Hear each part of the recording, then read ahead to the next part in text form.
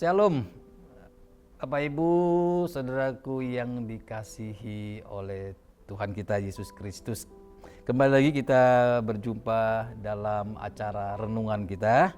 Saya akan bacakan, saudaraku yang kasih dalam Tuhan, ayat-ayat yang sering kita baca, sering kita perhatikan. Tapi kali ini saya coba mengajak kita merenungkan kembali tentang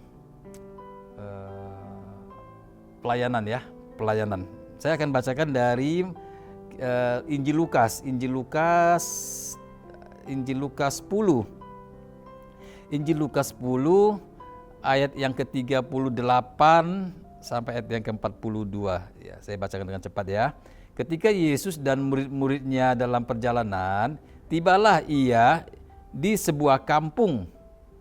Seorang perempuan yang bernama Marta menerima dia di rumahnya. Perempuan itu mempunyai seorang saudara yang bernama Maria.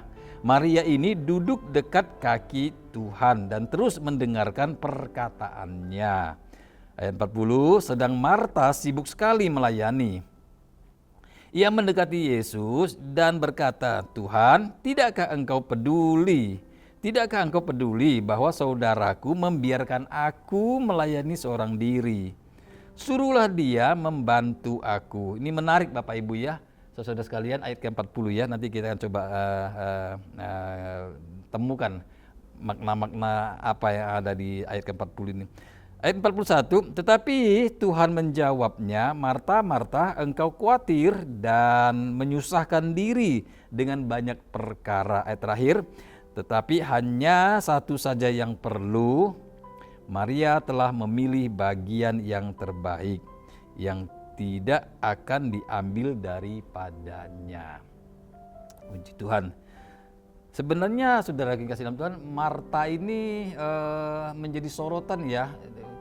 Kita melihat Marta yang menjadi sorotan bahwa Marta tidak mengambil yang terbaik dalam hidupnya ya. Marta banyak melakukan kegiatan pelayanan, tetapi tidak duduk di kaki Tuhan. Yang sering kita dengarkan seperti itu ya. Tapi puji Tuhan, saudara yang kasih Tuhan, coba kita lihat apa penyebabnya, mengapa sampai Tuhan mengutarakan semacam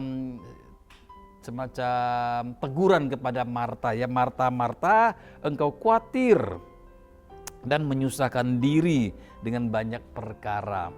Sebenarnya yang menjadi persoalan di sini adalah memang Marta itu Tuhan tidak cegah juga waktu dia sibuk dengan pelayanannya dia ya. Tujuannya memang baik ya, motifnya memang dia senang ya. Tuhan datang ke rumahnya, Tuhan mampir, wah dia menghormati sekali ya, tentunya ya. Dia menghargai sekali ya, dengan versinya dia, dengan versinya Marta ya. Maka itu dia sebagai seorang wanita yang mungkin senior ya, kemungkinan ini Marta ini kakak ya dari Maria ya. Maka dia berinisiatif ya, menyambut Tuhan. Dari awal kita baca tadi, Maria tidak menyambut, justru Marta yang menyambut Yesus kan.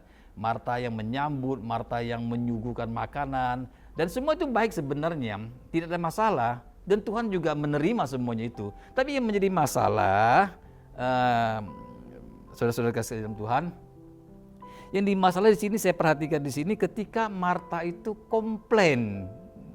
Ketika Marta itu justru bukan hanya komplain ya, dia agak sedikit ada perintah ya, dia menyuruh Tuhan loh, dia menyuruh Yesus itu untuk menegur Maria. Nah di sini jadi saya pakai istilah blunder ya.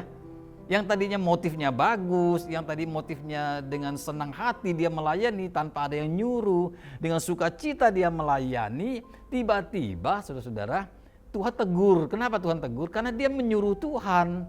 Dia minta Tuhan tegur Maria adiknya untuk membantu dia. Nah, apa implikasinya nih? Singkat saja ya.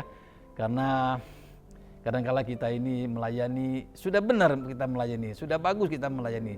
Tapi tolonglah Bapak Ibu saya kasih dalam Tuhan, atau teman-teman sepelayanan, atau siapapun kita lah, dimanapun kita melayani Tuhan.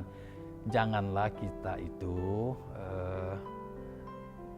komplain atau membanding-bandingkan. Kok aku melayani kok kamu diam, kok kamu tidak bantu, kok kamu hanya duduk-duduk saja gitu.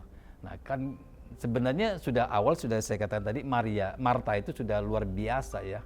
Tuhan juga sudah senang dia, Tuhan dilayani sedemikian rupa.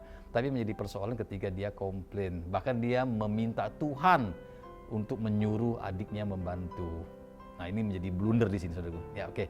Jadi ketika kita mendapat kasih karunia pelayanan, kita diberi kesempatan untuk melayani, lakukanlah dengan sukacita tanpa harus membandingkan kawan kita, atasan kita, atau bawahan kita sekalipun. Biarlah kita melakukan dengan tulus dan suka hati, karena itulah yang menjadi bagian kita. Maka Tuhan berkata, Maria mengambil bagian yang terbaik. Sebenarnya Marta juga terbaik sebenarnya, tapi karena dia mengajukan semacam pembanding ya, ada keberatan-keberatan. Oke, Bapak Ibu, kiranya Tuhan berkati kita semuanya.